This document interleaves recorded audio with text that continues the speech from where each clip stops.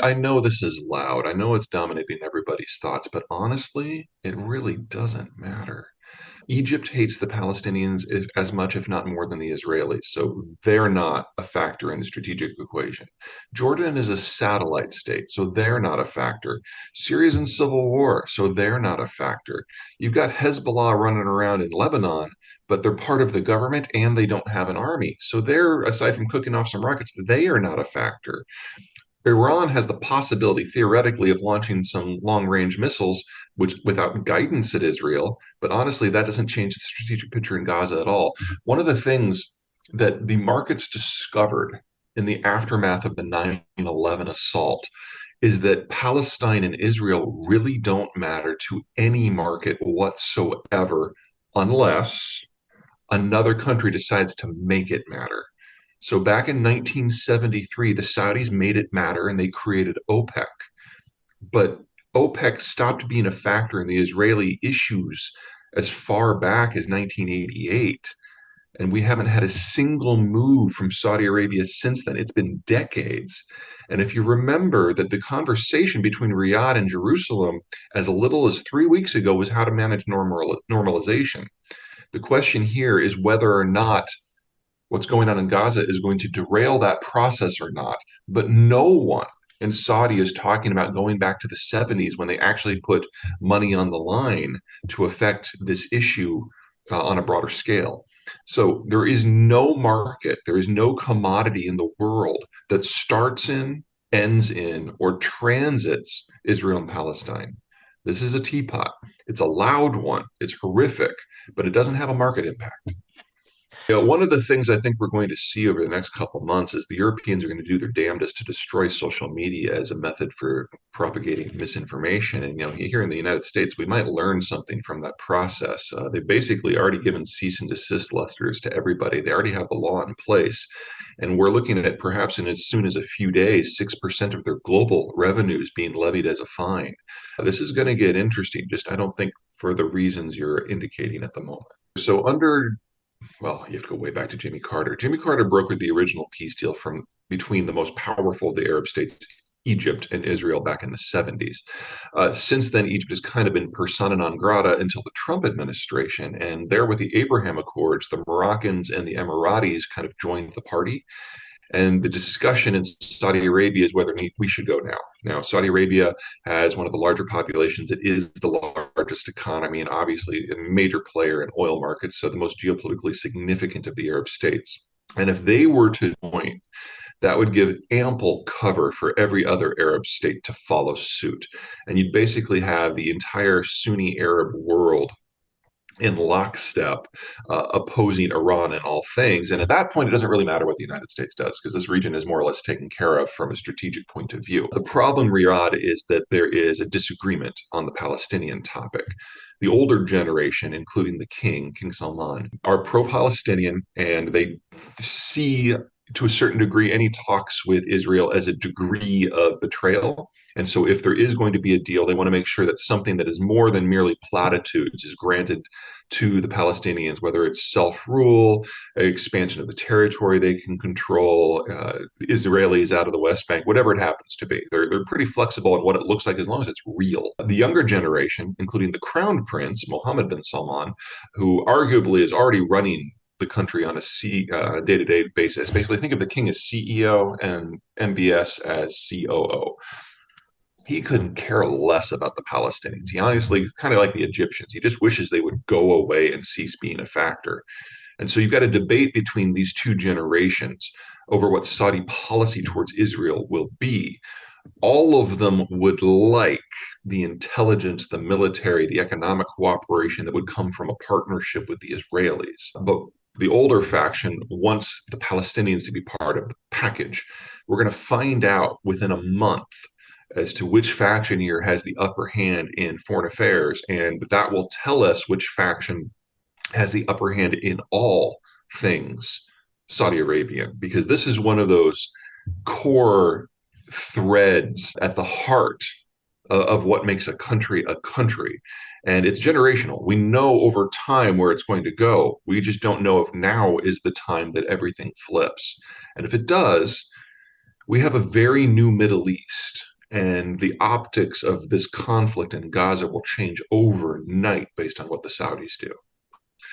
People forget that the Chinese and the Russians have long-standing border disputes, and the official Russian policy is to nuke China if they cross the border. People forget that the Russians and the Iranians have fought tooth and nail over the Caucasus, and the very existence of an independent Azerbaijan is one that Iran is pathologically opposed to. So they use one another. And they all, for various reasons, dislike the United States, of course. But that doesn't mean they're on the same side. And that's part of the weakness of that kind of tripartite relationship. As for the Iranians and the Chinese would sell the Iranians in a heartbeat if it meant a better relationship with Saudi Arabia, because it's just about the numbers for them. China is the world's largest importer of crude. Saudi Arabia is the world's largest exporter of crude. And Iran, on a good day, can only export about 1 million barrels a day. So, if you have to make a choice, that's an easy one for them. Because the fear here is World War III. Man, the talk about things like that has gotten nuts, hasn't it? And no, there is not going to be a broader war. We've already gone through the immediate neighborhood. No one is interested or capable. As for a country like China, China can't deploy forces without assistance from the American Navy past Singapore. So the Chinese are a complete non-factor here, and the Russians are completely locked down in Ukraine. That doesn't mean there's no strategic movement. Obviously, there is. The Chinese siding so publicly with the Palestinians, for example, is going to really, really, really hurt them with Saudi Arabia in the long run. We're kind of seeing a breakdown in all things Chinese. The cult of personality has gotten in so deep that they're making horrific mistakes like this. And the Russians inciting so obviously and publicly with Hamas is something that's probably going to destroy the relationship with the Israelis over the long term, which is something that both sides have gone out of their way to maintain. The pathological nature of politics in Moscow and Beijing and its anti-American feeling is forcing them to act almost like Bolivia, doing things that they think the Americans will hate no matter what it does to their own interests. And from my point of view, honestly, it's kind of entertaining. If you're looking for a reliable source of tactical data in the Middle East, you're never going to find it. So the fact that this attack happened at all, that Hamas was able to plan for 6 different modes of transport. Because obviously, I mean, this ends up being the proximate cause and the inspiration for protests all around the world. Something to keep in mind about this is I know and launch attacks in 40 different locations. That should have never happened.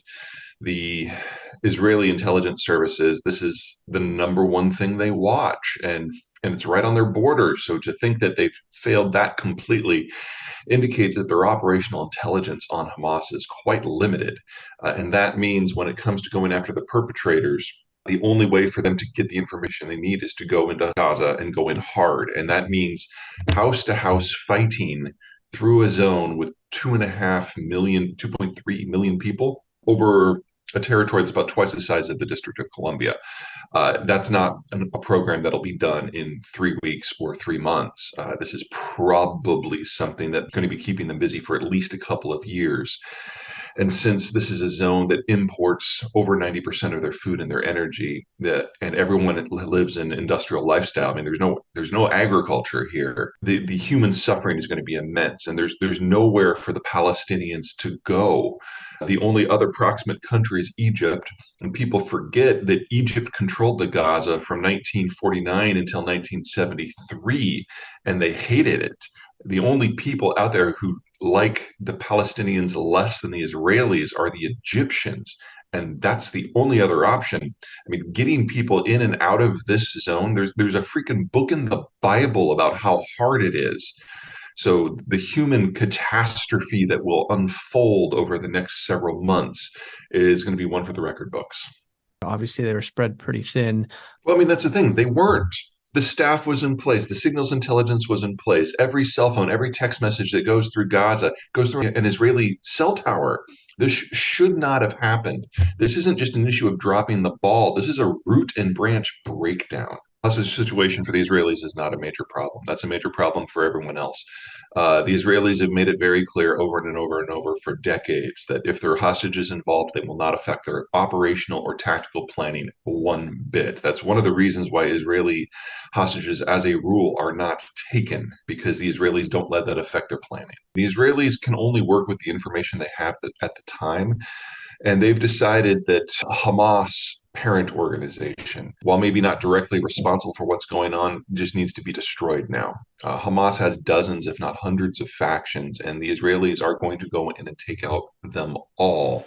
They know very little about the faction that actually did the attack. And from their point of view, that's almost a sideshow because Hamas allowed something like this to fester. Now, there's plenty of finger pointing going on here because, this is an open air prison, and whoever is in control of it basically controls the distribution of aid that comes in from the outside, most of it being funneled through Israel. But if you rip up the entire infrastructure of Hamas, which includes the local government, then you're going to be left with a situation where you have a prison environment without a distribution system. And that's going to kill people by the thousands every month, assuming nothing else goes wrong.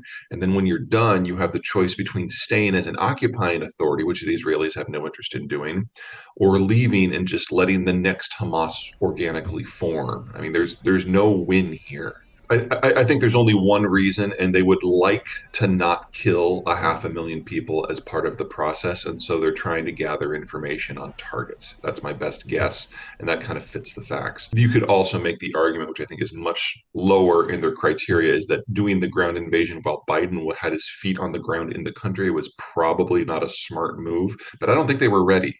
Remember, this completely caught them off guard. It hasn't even been 2 weeks for them to root out the information that they need. This is still early days. All of the intelligence that I have seen suggests that is the case as well. And there's some fairly convincing footage of the missile and a fairly convincing cell phone intercept of the guy who fired it, who basically says, "Oh my God, what did we just do?"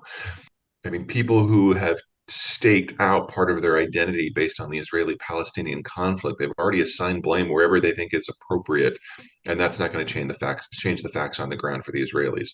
The Palestinians are going to resist because this is all they have, and the Israelis have to move because they can't let something like this happen again. Where the rest of the world stands on every other question, honestly, small fry.